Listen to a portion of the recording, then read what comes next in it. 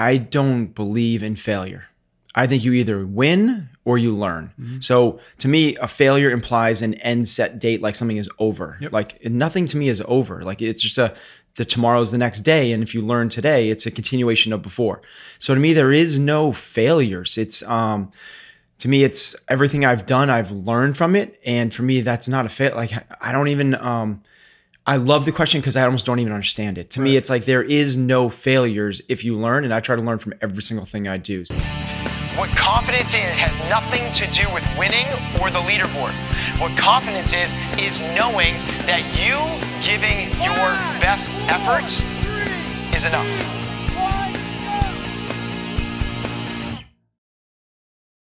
How you doing, Ben? I'm doing great, Patrick. Good. Slightly different today.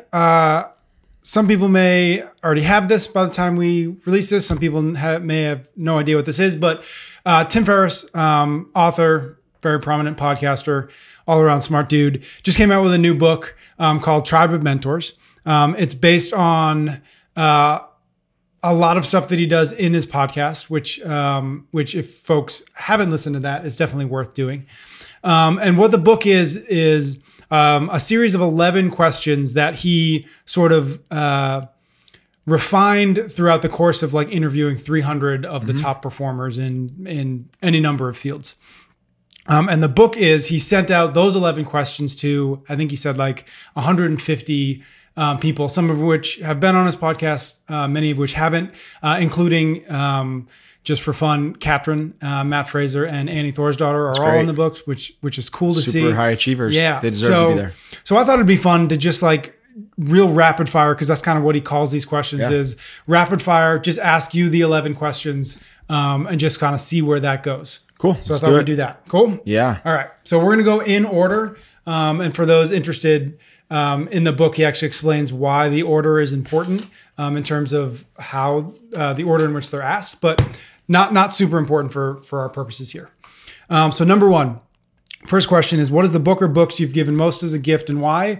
Or what are 1 to 3 books that have greatly influenced your life? Okay. So I'll go with the books that have greatly influenced my life.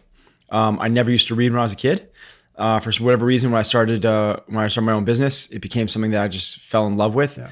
And the books that really shaped my business and the way I coached were, because they all happened at the same time, I read these almost back to back to back, were 7 Habits of Highly Effective People by Stephen Covey, How to Win Friends and Influence People, Dale Carnegie, Good to Great, Jim Collins, and How Champions Think by Bob Rotella. Love it. Second question. What purchase of $100 or less has most positively impacted your life in the last 6 months or in recent memory? And specifics are great. Okay. I knew you were going to ask this question, and this is the one that stumped me, actually. I don't buy things. Yeah. Like literally, I don't buy things. So I had to I literally this morning went through my bank account statements to see what I bought. That's awesome. And really, the thing I could find that I purchased was Global Entry. Oh, interesting. Yeah. So that's just like easier travel, right? Easier travel. I came back from Europe, so coming through the U.S. Customs, instead of waiting in a line for 45 minutes an hour, wait in line for maybe like 15 minutes. Yeah. Impacted me. Works. Yeah, that's it. Number 3, how has a failure or apparent failure set you up for later success? Do you have a favorite failure? Okay. I love this question because I don't believe in failure. I think you either win or you learn. So to me, a failure implies an end set date, like something is over. Like nothing to me is over. Like it's just the tomorrow's the next day. And if you learn today, it's a continuation of before. So to me, there is no failures. It's, to me, it's everything I've done, I've learned from it. And for me, that's not a fail. Like I don't even, I love the question because I almost don't even understand it. To me, it's like there is no failures if you learn, and I try to learn from every single thing I do. So I don't have one. At the end of my life, when I look back at the whole thing, maybe there will be something. But right now, I'm continuing to learn from everything I do. So I don't understand failure. Gotcha. Number 4, if you could have one gigantic billboard anywhere with anything on it, metaphorically speaking, getting a message out to millions or billions, what would it say and why? It could be a few words or a paragraph. Relax. is this going to matter in 5 years? I think people lose perspective on these tiny little minutiae, things that cause really big emotional responses, things that are not paramount to the overall success or happiness or fulfillment of their lives. They get so carried away, particularly if it's a billboard, it's on a highway and people like road rage and everything else, or late to a meeting, or their kids in the back seat fighting. Like, relax, like everything's going to be okay. This is not going to, you're not even remember this in 5 years unless you go off the rails and something catastrophic happens. So relax. Is this going to matter in 5 years? Love that. Number 5, what is one of the best or most worthwhile investments you've ever made? Could be an investment of money, time, energy, etc. So for energy, I'll say reading. That changed who I was as a person philosophically, like what I stood for, who I was. So reading, but then in terms of time and money and effort as well, I would say getting my CrossFit level 1 trainer certificate way back in 2006 essentially changed my life. Yeah, really cool. Number 6, what is an unusual habit or an absurd thing that you love? And actually, I'm really curious about this one because I don't know what absurd thing you love. You know what's an absurd thing that I love that I hate to admit to? Caffeine. Okay, you're gonna have to walk me through that. I just love caffeine. I'm a person. Don't drink coffee. I don't drink coffee, so that's what I mean. It's like I shouldn't love it because I don't even drink coffee, and I don't have caffeine a lot. Yep. But when I do, it's like it's a drug, and I'm into it. Like I want more. You know, it's like it's an absurd thing that like I don't even drink coffee, so how should I even like it? But like it's a thing that like I don't know what I mean. Literally, like when I'm on it, I want more of it. And I know if you get too much of it, it has opposite effects. Yeah. So I try to like play with that threshold, so that every time you get it, like it. Yeah. It and I mean, realistically, I mean, what I maybe have half of a cup of coffee's worth of caffeine every day. Yeah. Do the Kill Cliffs have caffeine? No, they're minimal. They have like 15 grams or something like that, or 15, whatever they measure it in. But like a cup of coffee has 220 milligrams. You know, a Red Bull has whatever it is, 250. And so I maybe have 100. I do it in like a little pre-workout shake in my BCAAs. Oh, interesting. And it's just like, I love it. It's so funny. I would not have guessed. I know, right? Okay, number 7. In the last 5 years, what new belief, behavior, or habit has most improved your life? Okay, and this is something we've talked a fair amount about off of this kind of show.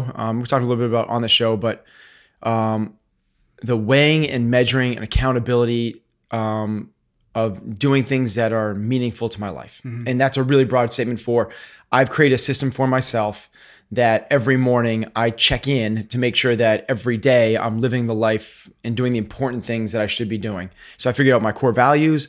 What are the roles and responsibilities in my life? Who do I want to be? What does that look like in a daily actionable steps? And I hold myself accountable to that. That practice is really powerful. And I talked about this yesterday, is as an experiment, I did not do it for the month of November.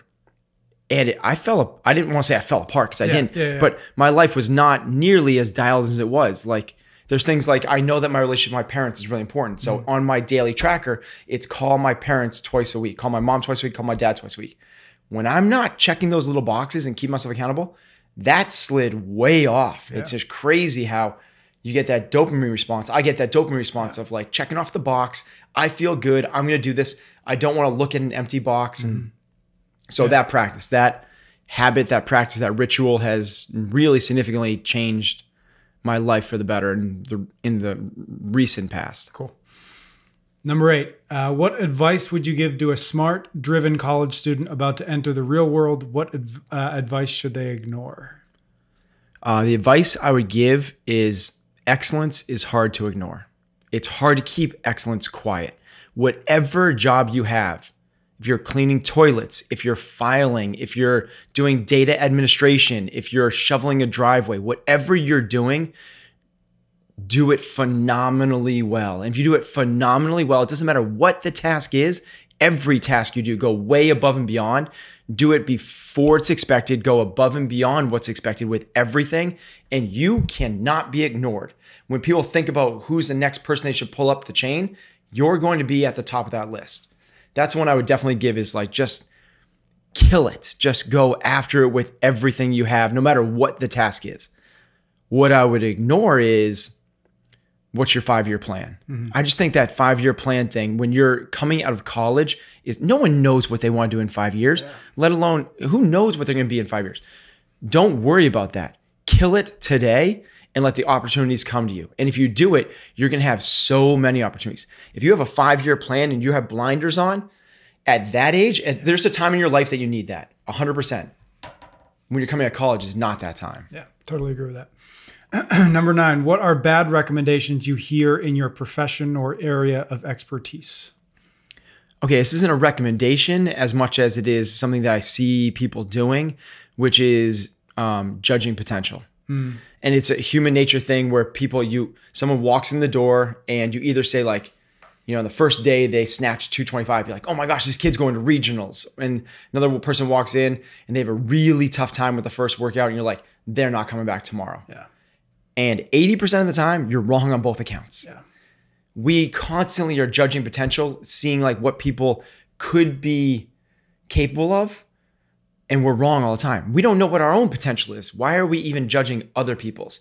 Let's give them everything we have and let them surprise us with what they can accomplish. Love that. Number 10, in the last 5 years, what have you become better at saying no to? Distractions, invitations, etc.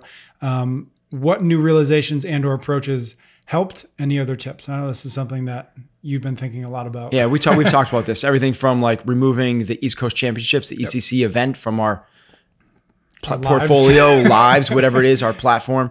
To me, saying no to recently a fair amount of speaking. I've had some opportunities because of things like the podcast. I've had some opportunities for speaking engagements, said no to some of those. People want me to write another book. I'm saying no to that. Running competitions, saying no to that. Some other business opportunities, saying no to those, and trying to say no to every single meeting that I possibly can to focus on, and this is where the recommendation would come in, the essential things in my life. And I've most recently came to life from a book that you recommended me, which is by Greg McKeown called Essentialism. And it's do that which is essential to your life and eliminate all else and watch yourself grow. So really highly recommend that book. It's probably one of the more recent ones that have changed my focus on a lot of things. That will be in my top 10 list. Yeah, totally agree. And maybe just 1 second, like what are those essential things? What are the things that you're saying no to? What is it so that you can put in place? Yeah, so I'm really trying to focus on the things that are most important in my life, which is obviously my family first and foremost, CrossFit New England, the business and the members being second, and coaching my elite athletes, Katrin, Matt, Cole, Brooke, and making sure that I'm giving everything to those guys that I possibly can. Cool. Awesome. Last question. When you feel overwhelmed or unfocused or have lost your focus temporarily, what do you do? If helpful, what questions do you ask yourself? Okay. So, I rarely am unfocused. But overwhelmed is something that I think happens to me from time to time. I'll be like, there'll be 3-day periods where I'm just running from meeting to meeting, and I get like my busy life, and I will get overwhelmed. And the thing that I like to fall back upon is I remind myself, again, the perspective thing, like this is not that bad, right? Like I'm reading A Man's Search for Meaning right now, Viktor Frankl. Holy crap. Like nothing I am ever going to experience in my life is bad compared to that. Yeah. It's for those that don't know, it's about the psychologist that experienced Auschwitz and a concentration camp in World War II. And it's his experience, and basically, how do you draw meaning out of that hellhole? Yeah. For whatever the 3 or 4 most popular books answering that original question in this book is Man's Search for Meaning. Yeah. So the biggest thing I do when I'm overwhelmed is I put things in perspective, and I remind myself, holy crap, I am so lucky, and man, do I love what I do. Yeah. And once I bring that kind of perspective and clarity and realization that like, okay, so I'm going to have this difficult phone conversation with somebody. That's going to be tough. Yeah. I have to talk to this member who's having an issue. I have to, go to these 6 meetings, which I'm not very excited about. Like, it's still the best way I could possibly ever spend my day making a living. So put things in perspective a little bit, and it really quickly kind of grounds me. Love that. All right. Those are the 11 questions. Tribe of Rapid Mentors, great book. Thanks to Tim Ferriss for writing it. And we'll see everybody next time. Thanks.